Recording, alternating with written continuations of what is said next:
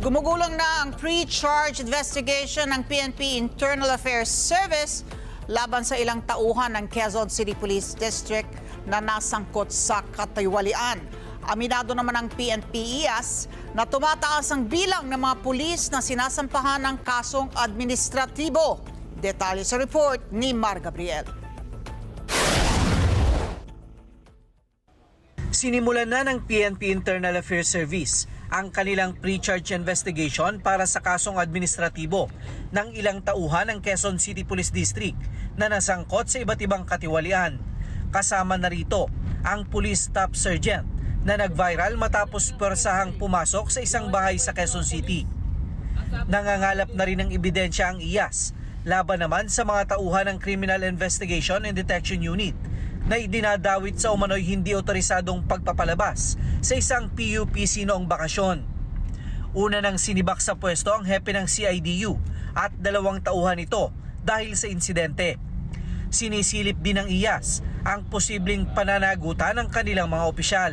So ang kasama po dyan sa pre-charge investigation po ay hindi lamang po yung involved na pulis, kasama po sa mandato at ng batas at saka po ng rules ng NAPOLCOM, na kailangan din po titigan namin yung partisipasyon po ng mga superiors po nito mga pulis na involved na to.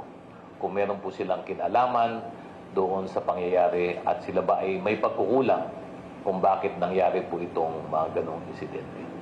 Tatakbo ang pre-charge investigation sa loob ng 5 hanggang 7 araw bago tuluyang isampa ang formal na reklamo para umusad ang summary hearing na tatagal naman ng 2 hanggang 3 buwan. Pero pagtitiyak ni Attorney Dulay, hindi nila mamadaliin ang kaso at bibigyan nila ng sapat na due process sa mga dawit na pulis.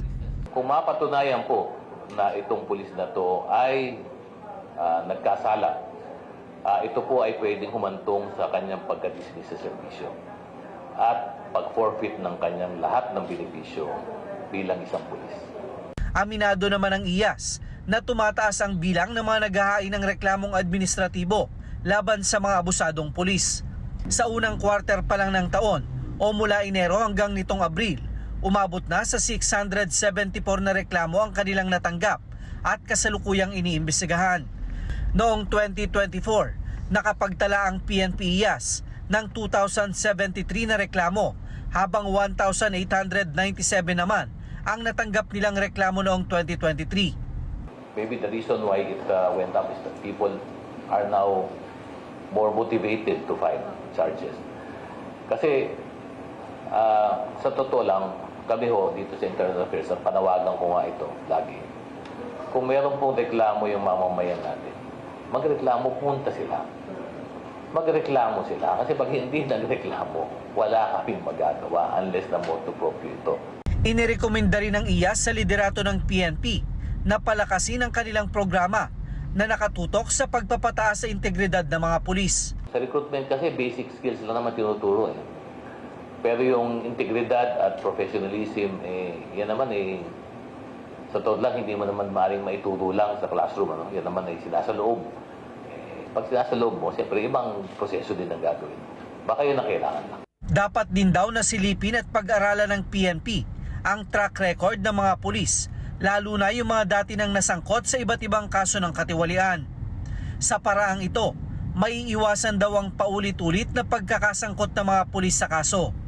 Mar Gabriel, para sa Mata ng Agila. Matatag, matapang, matapat.